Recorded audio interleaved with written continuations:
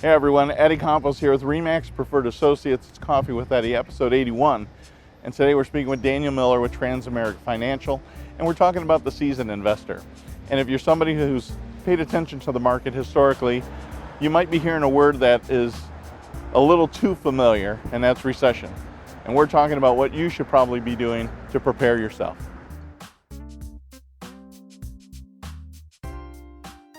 So I did a little bit of research before we got together, and I found out that pre-recession, that about 62% of people were involved in some kind of stock or investing, and today that's dropped down to 54%.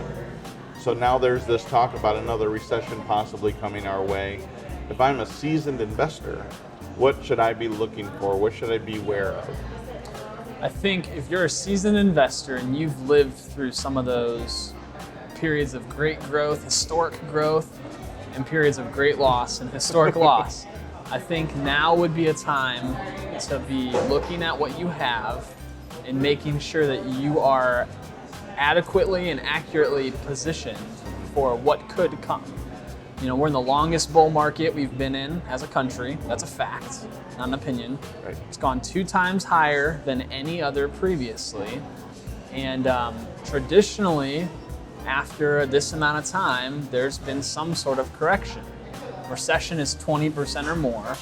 So if you're looking at what you have and you're not willing to stomach a 20% loss, you might want to start getting more defensive and opening up new positions that would protect you from some sort of decline. So what does new positions mean? What does that involve? Well, if you're working with an advisor, simply talking to them and saying, hey, I'm concerned about what's to come. I wanna stress test my portfolio and see if a recession came, how much of that would I feel?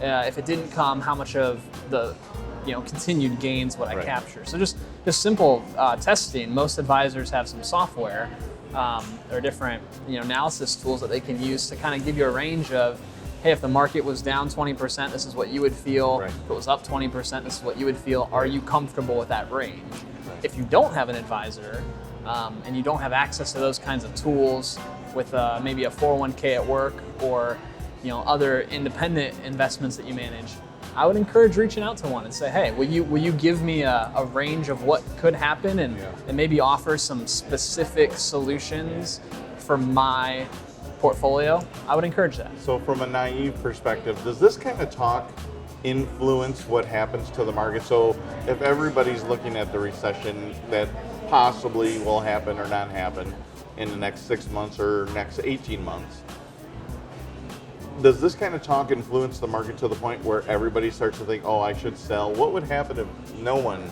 did anything and they just kept riding it out? What would happen?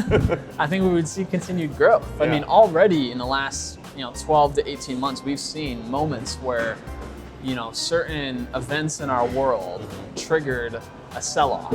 And the sell-off itself, the losses that were incurred were greater than they otherwise should have been because people thought, this is it, this is the top, like let's get out. Yeah, absolutely. We've definitely seen that last December. It wasn't a very Merry Christmas for a lot of people as they opened up their portfolios and saw the losses they incurred. So absolutely, if no one did anything, I think things would continue to ride for a while. But in the world we live in, people have access to information so quickly that everybody's talking about it and everybody's reacting. So to live in a bubble where that doesn't occur just doesn't exist. So one tweet, one social media post. Yeah, we've seen the power of tweets. Could spark a sell-off. Absolutely. Yeah. Thank you for tuning in to Coffee with Eddie and our conversation with Daniel Miller with TransAmerica Financial. If you'd like to see more, please tune in to our YouTube page or find me on Facebook.